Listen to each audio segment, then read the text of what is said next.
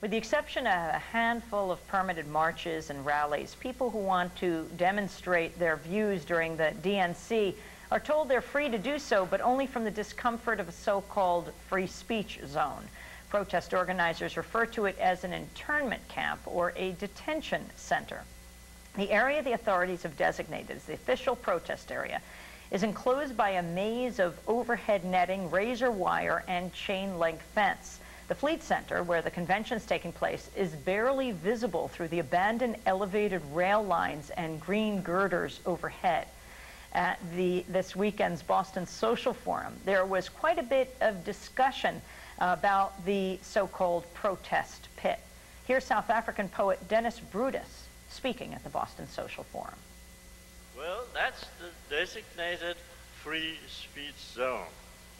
And we're being told that if you want to speak politically next week, at the time of the convention, you will have to agree to become part of that corral and to be penned in there and to submit to the controls. And you know, in Los Angeles, they had the dangerous experience of people being penned in an area and then being told by the police you were given a certain time to disperse, and there was only one single exit, and 1,000 people trying to get out, and then the police charged them on horseback.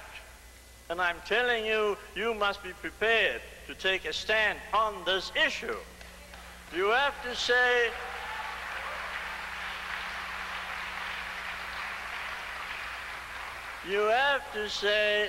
that all of Boston is a free speech zone.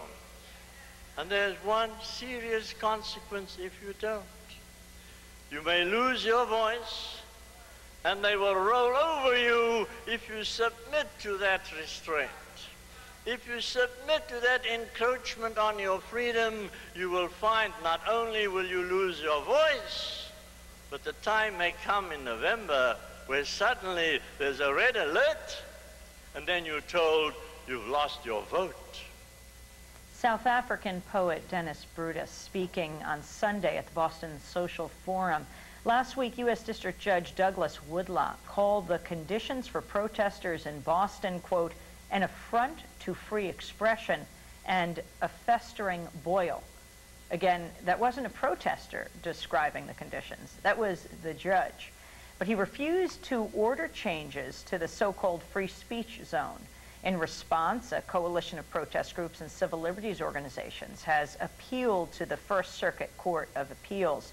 Meanwhile, late last week, authorities announced they're lowering the maximum number of protesters allowed in the pit from 4,000 down to 1,000.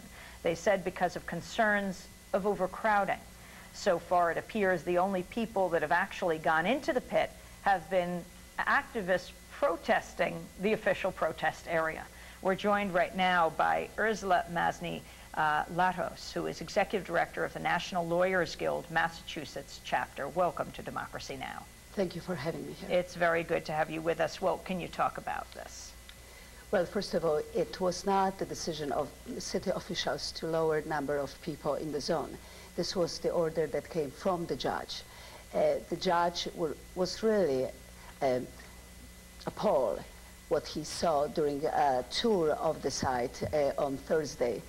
And after touring the site, the judge ordered the city to allow only up to 1,000 people in the zone.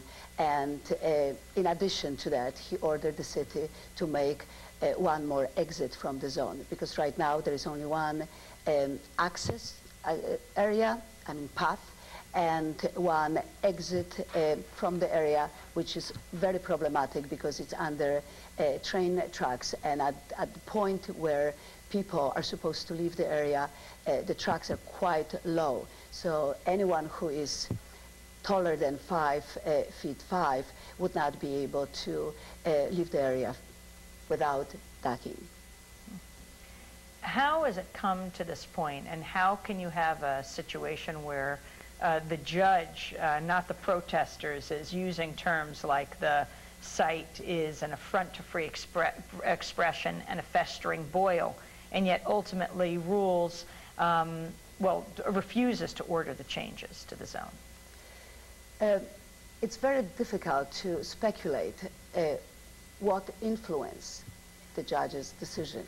However, during the hearing on Thursday, the judge met with Secret Service agents twice.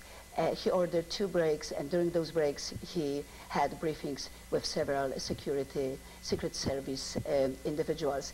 So after those briefings, he came back from his chamber and he delivered his ruling. How we got here? We started the process a long time ago. We had our first meeting with the police department and representatives from the city and the Democratic National Convention Committee in October of 2003. And we continued those meetings until July 14th. During our first meetings, everything looked like we might be able to have a great space for protesters. The city would respect everyone who would come here to exercise their First Amendment rights. However, during our last meeting on July 14th, we learned that the city actually changed its plans and decided to, first of all, make the area smaller than what was planned, put double fencing around the area, put netting above the area, and we also learned that no one would be allowed to have tables for literature in the whole soft zone, which is quite large. And the third issue that was presented to us on July 14th was that the city decided to put a fence around the whole soft zone. So we are talking about a time period of less than 2 weeks before the convention. So we really didn't have a chance to discuss any other alternatives. And the only thing that we were forced to do was to file a lawsuit. Mm-hmm. And what do you expect to happen now? Well, we don't know. We were supposed to file briefs this morning, and hopefully the First Circuit Court decides today what the city is supposed to do with the area. Ursula Masny-Latos, I want to thank you very much for being with us, Executive Director of the National Lawyers Guild, the Massachusetts chapter. When we come back, Denny Schechter, the